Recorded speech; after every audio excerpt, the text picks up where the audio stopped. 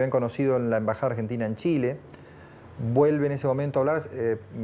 Perón todavía no tenía un cargo importante, pero ya era un oficial que tenía alguna llegada a algunos estamentos del poder.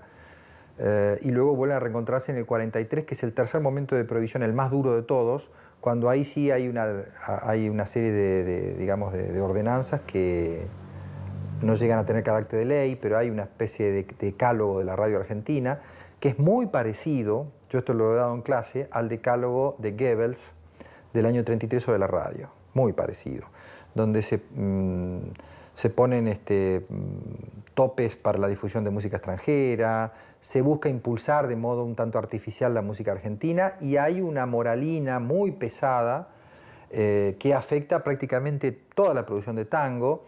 Algunos tangos incluso convierten sus títulos, se graban algunas versiones lamentables de Gira Gira, Pasa Pasa en lugar de Gira Gira, cosas así, ¿no? Y ahí hay una arremetida muy fuerte, con un sesgo nacionalista muy fuerte, que es el sesgo que tiene ese golpe del 43, ¿no? Digamos, sí, la censura empezó, si mal no recuerdo, en los finales del gobierno, con algunos tangos de Ramón Castillo, que fue un gran presidente. Y Ramírez, el general Ramírez, la apretó más, a punto de llegar a cosas ridículas, como por ejemplo el tango La Maleva, el título le pusieron La Mala, y la primera estrofa dice, el original, Maleva que has vuelto al nido de tu garufa arrepentida, una garufa, y la modificaron y dice, mala, que has vuelto al nido de tu pecado arrepentido. No, una garufa, no era un pecado.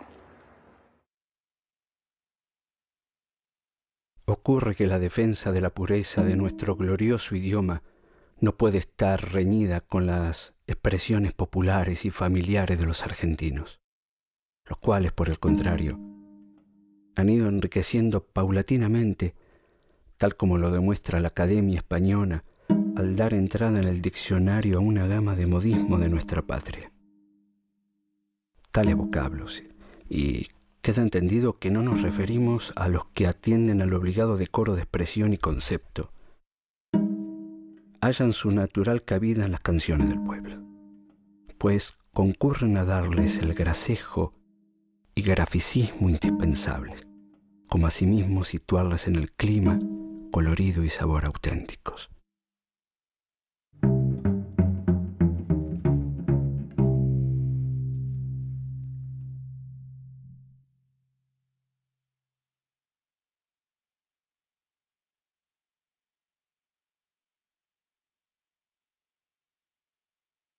Porque había palabras y hechos que estaban juzgados como que no convenían en el año 43-44. Había una ley por la cual no se podían decir ni palabras lunfardas ni se podía hablar de ciertos temas. Suena un tango, la luz está sobrando, se hace noche en la pista y sin querer las sombras se arrinconan evocando a Griseta, a Malena, a María Esther. Las sombras que a la pista trajo el tango me obligan a evocar a mí también. Bailemos que me duele estar soñando con el brillo de su traje de satén.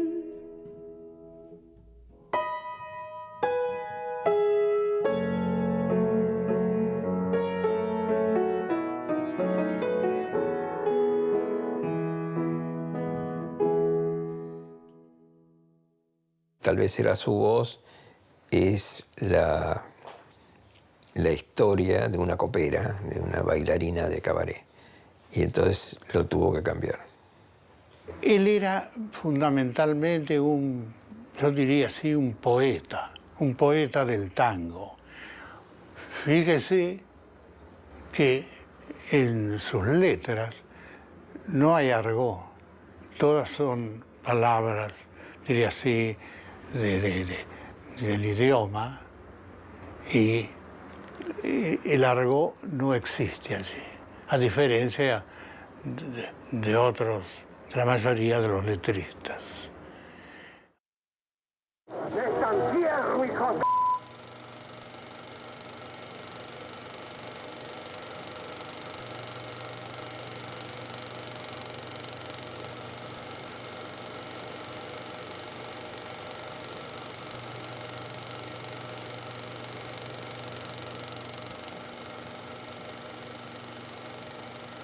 Estudioso de las variaciones de la lengua, artista comprometido con un proyecto popular, sensible a la diversidad de las manifestaciones culturales de la República Argentina, Mansi indagó el dialecto social del norte para representar con fidelidad el comportamiento verbal de los criollos y así alcanzar un mayor nivel de autenticidad en sus guiones. Bueno, sí, Acho me contaba que Homero desaparecía de pronto de la filmación y se iba a jugar al truco con unos gauchos perdidos de la montaña. Se iba a jugar a las cartas con ellos, pero también para sacarle palabras, para sacarle giros, para descubrir maneras de hablar que en la ciudad son distintas. Toda interrupción de un fenómeno social espontáneo cae por efecto de su propia impertinencia. Y así, entonces, llega Vacarezza, Cátulo y otros más de Sadaic. Piden una audiencia con Perón. Y creo que a Vacarezza le había ocurrido algo porque Perón le dice: pero amigo, me he enterado de que ayer le afanaron en el bondi los mangos. Y entonces Cátulo Vacarezza dice: general, con esto terminó, la entrevista ya no tiene sentido, porque había terminado con la censura de las letras.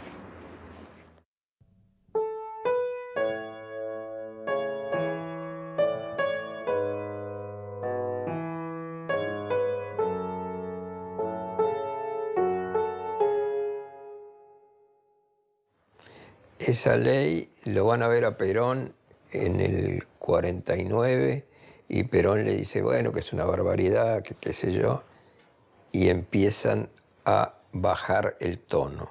Pero no todo el mundo baja el tono. Por ejemplo, Alberto Castillo no se atreve a bajar el tono y le cambia varias letras para no usar palabras de tipo lunfardo, porque ya lo cuestionaban, porque decían que era muy chabacana su manera de cantar. Así que no cae, va quedando en desuso.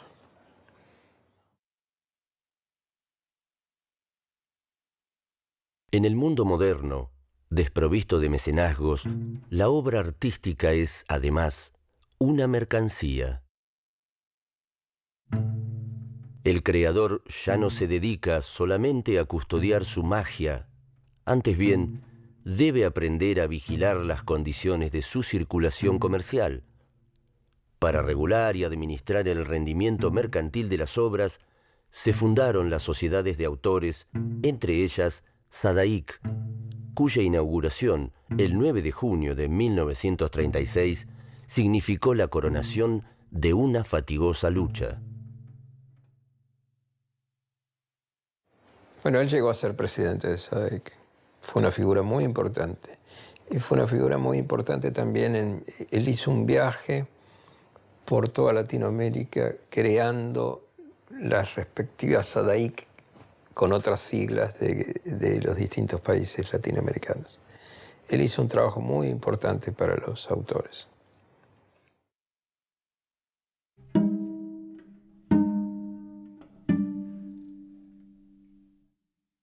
Los dos, Mansi y Discépolo, integran el directorio prácticamente desde el comienzo. 37-38 ya están los dos metidos en Sadaic. Primero Discépolo y un poco más tarde Homero Mansi.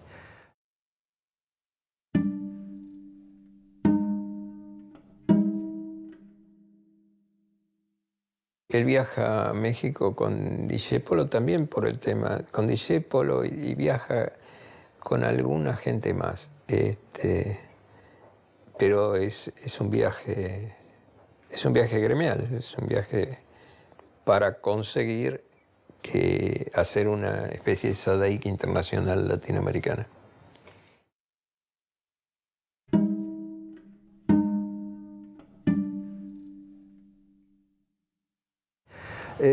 Hacen ese recorrido a México en representación de SADAIC, digámoslo. Ese viaje es un viaje para intentar que la organización equivalente que hay en México de SADAIC recaude los derechos y los cánones por la interpretación de tangos en México, que era muy abundante porque el tango era muy popular en México. Entonces, bueno, ahí hay una renta que se pierde.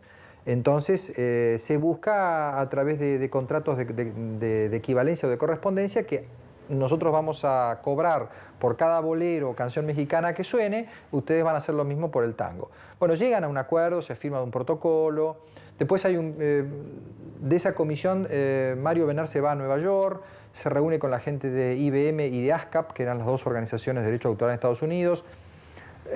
Hay algún principio de acuerdo, pero no se logra nada en concreto. O sea que mientras tanto los tangos desde la época de Gardel siguen sonando en Estados Unidos sin que los autores y compositores cobren. Es decir, es una cuestión político y económica muy importante.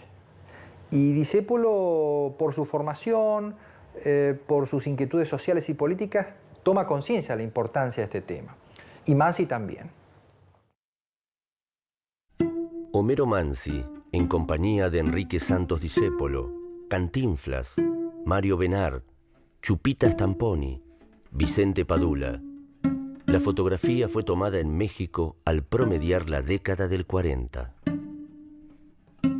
La mirada de Homero se fuga, se aleja de la fotografía, desbarata la pose, pulveriza el tiempo presente de la toma.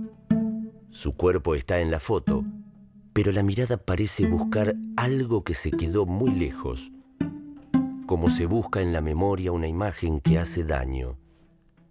Homero se ubica en el borde que es el comienzo o el final de la mirada y le pregunta al vacío si todavía es posible esperar algo.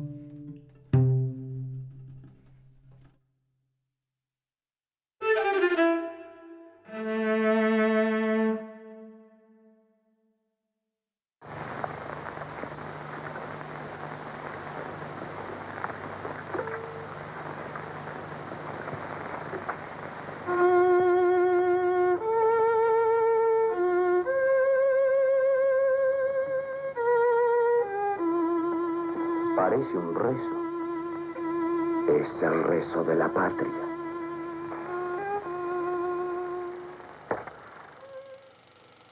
Los hombres, en las películas de Mansi, son música. Siga tocando, viejo.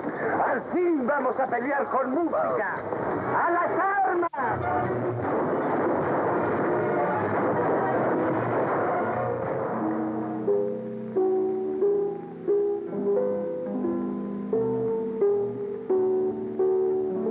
La música de una causa que compromete sus vidas en procura de la libertad.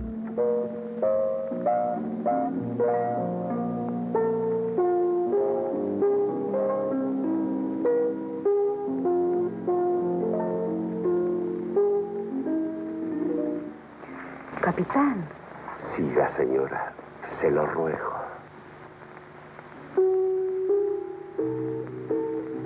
Tengo sed de música.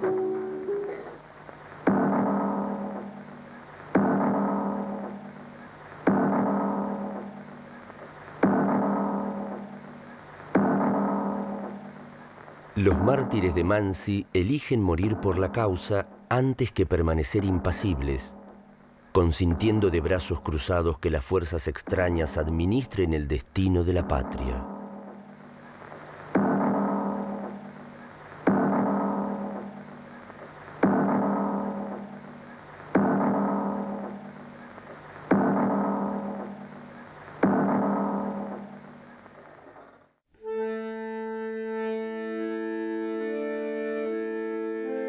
¿Quiénes hacen la historia? ¿Qué hace la historia con sus muertos? La muerte prolonga la causa perdida en la memoria. Lamentar el pasado es un modo de asumirlo como una consigna. En la mitología nórdica, los héroes caídos en combate ascienden al Valhalla. Para Mansi, el sur es el Valhalla, la íntima región donde interrogaba sus últimas certezas, las últimas esperas sin remedio. El sur ya no es una región ni un proyecto imaginario. El sur es un modo de asumir la historia, es el grito emancipador de América.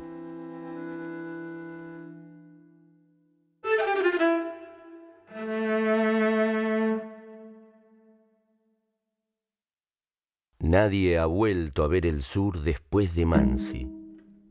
Hay miradas que al nombrar clausuran. Hay miradas que son el horizonte y su candado.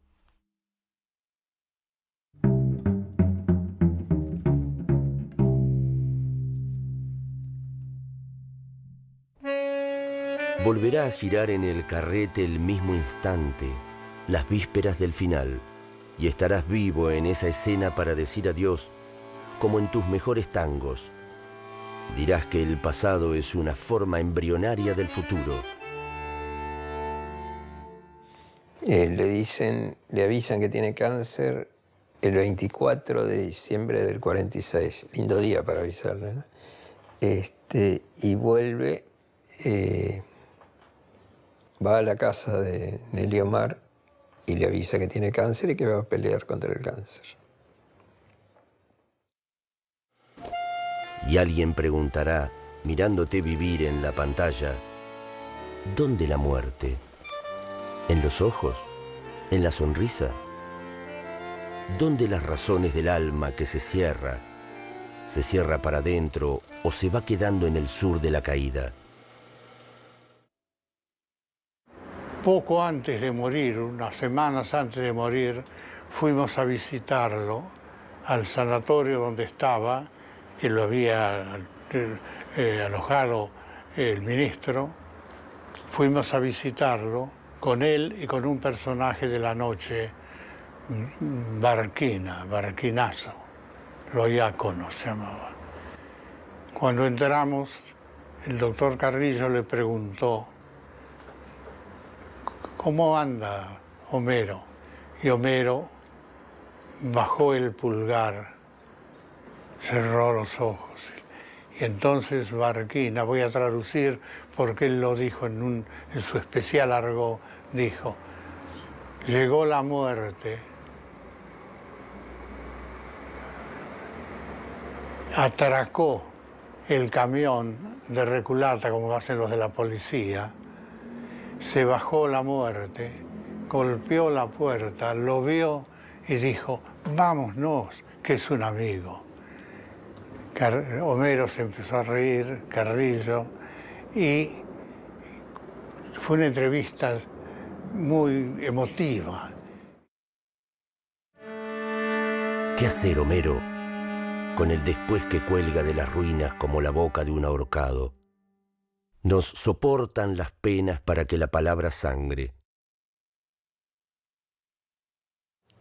A fines del año 48, cuando escribe Sur, él ya sabía que tenía una enfermedad maligna y que se iba a morir. En determinado momento, entra imprevistamente en el cuarto de Mansi Acho y lo encuentra a Homero mirándose al espejo, diciendo, Barbeta, pensar que te vas a morir. Pero este relato lo hace con una altura, con una dignidad, y yo creo que es la característica de los grandes hombres, los que van a la muerte con naturalidad, los que han transitado la vida con esa intensidad, con esa pasión, con esa capacidad de protagonizar la existencia. Yo en alguna parte del libro hablo de que la poesía es no solo un placer estético, es también comunicar vivencias luego de haber protagonizado existencialmente todos los avatares que implica la vida. Para que todo el cielo nos pregunte al llegar al terraplén, ¿qué hacer con el país guardado, plegado en el bolsillo como las lágrimas de un tango que nunca se cantó?